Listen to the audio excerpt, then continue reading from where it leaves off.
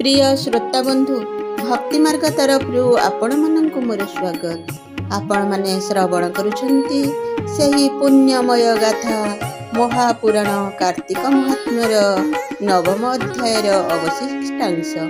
सही अवशिष्टांश आपण पूर्व अध्याय श्रवण करथिले विष्णु जलंधर युद्ध। महाप्रभु विष्णु किपरि देवता मानकर आकुल निवेदन सही न पारी मर्त्य लोक को धाई आसी जलंधर सहित युद्ध करुछंती। ए पर्यंत आपण माने श्रवण करुथिले युद्धर गति आगकू केउ मोड़ नेउछि। आसंतो जिबा संपूर्ण रूपे श्रवण करिबा। नारायणं नमस्कृत्यं नारो चैवं नरोत्तमं देवीं सरस्वतीं व्यासं ततो जयमुदीरयेत्। मूकं करोति वाचालं पङ्गुलं हयते गिरिं। यत्कृपातमहं वन्दे परमानन्द माधव परमानन्द माधव परमानन्द माधव। दैत्य बंचाई मायापते विष्णु को प्रहारिला मुथ विघाते जगन्नाथ। धइले दानवर हाथ असुर अस्त्र पसारी विष्णु को वाम करे धरी। ता देखी प्रभु ब्रह्म राशि त्यजिले शंख चक्र आसी। हाथ आयुध होई हरि दैत्य को चारि भुजे धरी।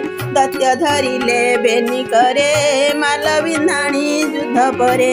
पुणी उभय मने छाड़ी निर्बंधे भुजे भिड़ा भिड़ी। पड़ी गड़ती भूमि भागे जेने समर बेनी नासे।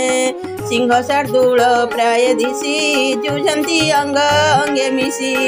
पुणी छाड़ी न पुणी धरी मुंडा को मुंडा मरा मरी।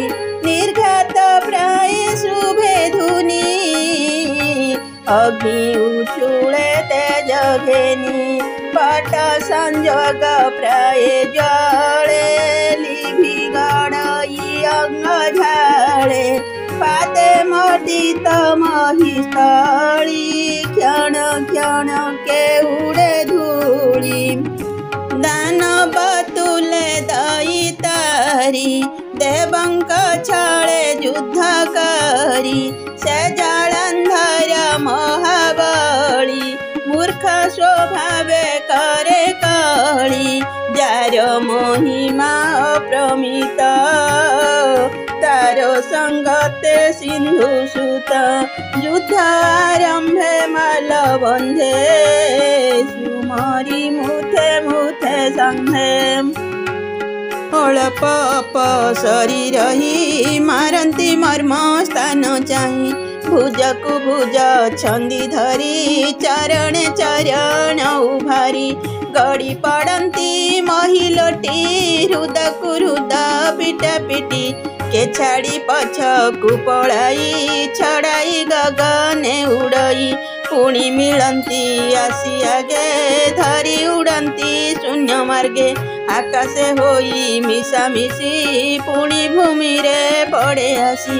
मेरु पर्वत प्राय होई शबद पुरी कंपे मही।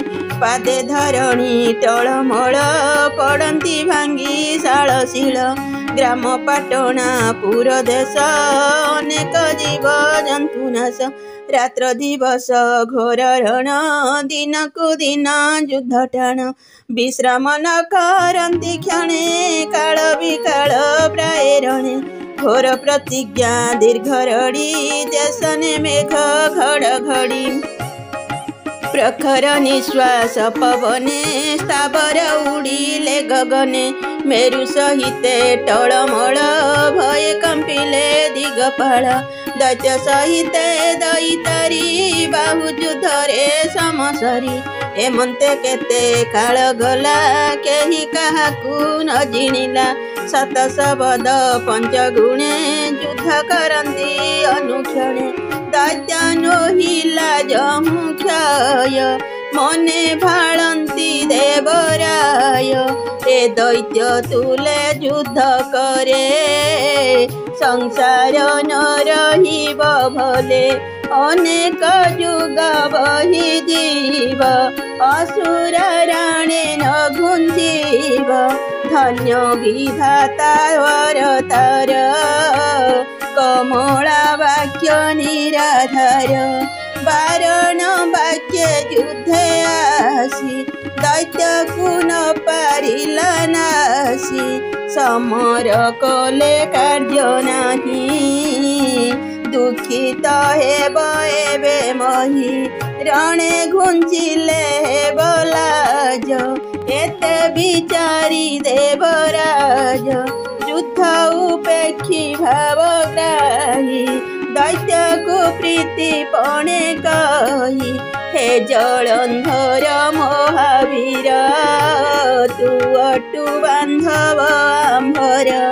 ଆମ୍ଭେ ଅଶେଷ ଲୋକପତି ଲକ୍ଷ୍ମୀ ଆମ୍ଭର ପ୍ରିୟବତୀ। ସେ ସମୁଦ୍ର ଅବତାର ତୁ ବୀର ସମୁଦ୍ର କୁମାର। ତେଣୁ ତୁ ଆମ୍ଭର ଶାଳକ ନ ବୁଝି ଯୁଝିଲୁ ଅନେକ। ଏଥକୁ ନାହିଁ ଆମ୍ଭ ଛଳ ଆମ୍ଭେ ଜାଣିଲୁ ତୁମ୍ଭ ବଳ। ଏଣେ ସନ୍ତୋଷ ଆମ୍ଭ ଚିତ୍ତ ବନ୍ଧୁରେ ପଡ଼ିବ ଏମନ୍ତ।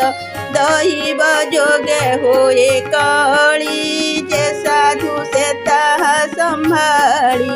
ବିବାଦେ ନାହିଁ କିଛି ଲାଭ ପ୍ରୀତି ଯେ ପରମ ଦୁର୍ଲଭ। ଏକଥା ତୋର ମନେ ଘେନ ଆମ୍ଭେ ହୋଇଲୁ ପରସନ। ସନ୍ତୋଷେ ଯାଚୁ ଅଛୁ ବର ଯେ ଇଚ୍ଛା ମାଗ ଜଳନ୍ଧର। ବିଷ୍ଣୁ ଶ୍ରୀମୁଖୁ ଏହା ଶୁଣି ଅସୁର ମନେ ମନେ ଗୁଣି। ବିଚାର କଲା ହୃଦ ଭାଗେ ମୋର ଶୁଭଙ୍କର ଯୋଗେ। ଯେ ପ୍ରଭୁ ଜଗତ ଈଶ୍ୱର ସନ୍ତୋଷେ ଯାଚୁଛନ୍ତି ବରମ୍। ଆବର ବନ୍ଧୁପଣ ଦେଖି ଏ ଯେ ସଫଳ କର୍ମ ଆଖି। ଏତେ ବିଚାରି ଜଳନ୍ଧର ବୋଲଇ ଯେବେ ଦେବୁ ବର। ମାଗଇ ମୋର ଆତ୍ମହିତେ ତୁ ନାଥ ସ୍ୱଗଣ ସହିତେ। ଲକ୍ଷ୍ମୀ ସହିତେ ଅଷ୍ଟନିଧି ଯେ ତୋର ପ୍ରଭୁ ପଣ ବିଧି। ସକଳ ଘେନି ତୋ ସାଙ୍ଗରେ ବାସ କରିବୁ ମୋର ପୁରେ। ଲକ୍ଷ୍ମୀ ଯେ ମୋର ଭଗ୍ନୀ ଜ୍ୟେଷ୍ଠ ତୁ ନାଥ ପ୍ରଭୁ ପଣେ ଶ୍ରେଷ୍ଠ। ତୁମ୍ଭଙ୍କୁ ପ୍ରଭୁ ପଣେ ପାଇ ରହିବ ଯିବି ଶାନ୍ତ ହୋଇ। ଅସୁର ମୁଖୁ ପ୍ରିୟବାଣୀ ଶୁଣି ସନ୍ତୋଷ ଚକ୍ରପାଣି। ଯାହା ମାଗିଲ ଦୈତ୍ୟ ବୀର ହେଉ ବୋଇଲେ ଗଦାଧର। ପୁଣି ଦୈତ୍ୟକୁ ପ୍ରିୟ ମତେ କହନ୍ତି ଦେବତାଙ୍କ ହିତେ। ବୋଇଲେ ଶୁଣ ମହାବୀର ଆମ୍ଭେ ରହିଲୁ ତୁମ୍ଭପୁର। କମଳା ଥିବ ଆମ୍ଭ ତୁଲେ ବ୍ରହ୍ମା ସହିତ ଦିଗପାଳେ। ତୋର ବଚନ ପାଳିଥିବୁ ଯାହା ମାଗିବୁ ତାହା ଦେବୁ। ଲକ୍ଷ୍ମୀ ତ ପୁରେ ଥିବେ ଯେବେ ତୋତେ ଅପୂର୍ବ କିସ ଦେବେ। ଏବେ ତୁ ଆମ୍ଭ ବୋଲ କର ଦେବଙ୍କ ଯଥା ଅଧିକାର। ସନ୍ତୋଷ ଆଦି ତାଙ୍କ ମୂଳେ ତୋ ଯଶର ହୁର ବିତଳେ। ଶୁଣି ସନ୍ତୋଷ ଜଳନ୍ଧର ଦେବଙ୍କୁ ଦେଲା ସ୍ୱର୍ଗପୁର। ଧ୍ୟାନେ ଚିନ୍ତିଲେ ବ୍ରହ୍ମ ରାଶି ଦେବେ ମିଳିଲେ ପାଶେ ଆସି।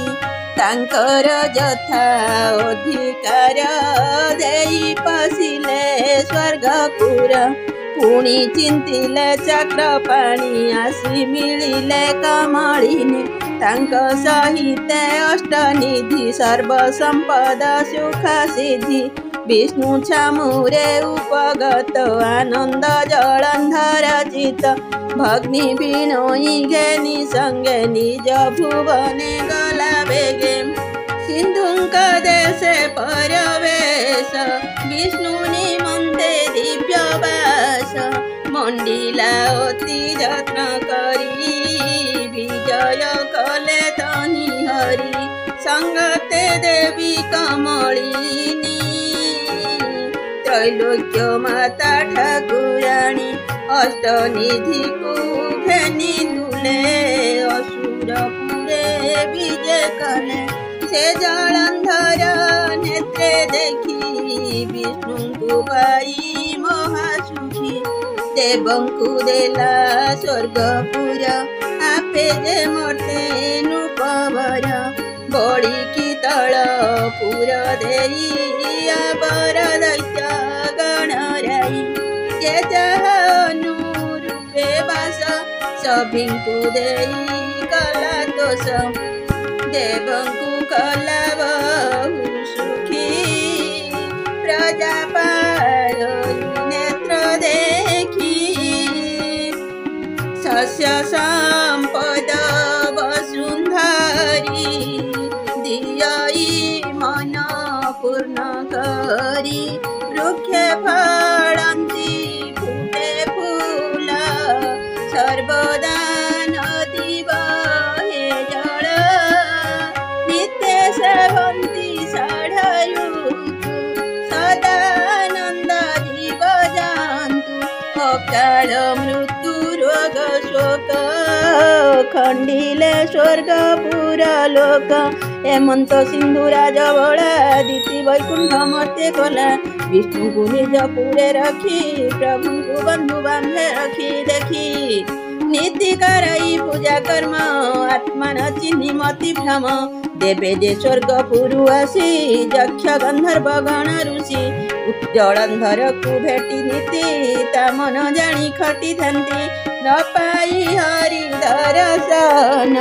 तेणु विकल तांक मान निरते विष्णु पादे ध्यान तेबे बंचंती सुखे दिन से सुख निबारई जेहु मो मन तांक पादे रहु संसार दुख जीवनाश भणई महादेव दास ए पद्म पुराण ओडित उत्तर खंडे जे विदित गीते जे कली ग्रंथ सार सुजने दोष क्षमा कर इति श्री पद्मपुराणे उत्तरखंडे कार्तिक महात्म्ये जलंधर संग्रामे नाम नवमोऽध्यायः।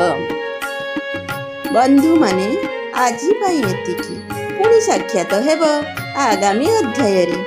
भीमस्यापि रणुभंग मुनिरपि मति भ्रम यदि शुद्धमशुद्ध वा मम दोष न विद्यते मम दोष न विद्यते मम दोष न विद्यते।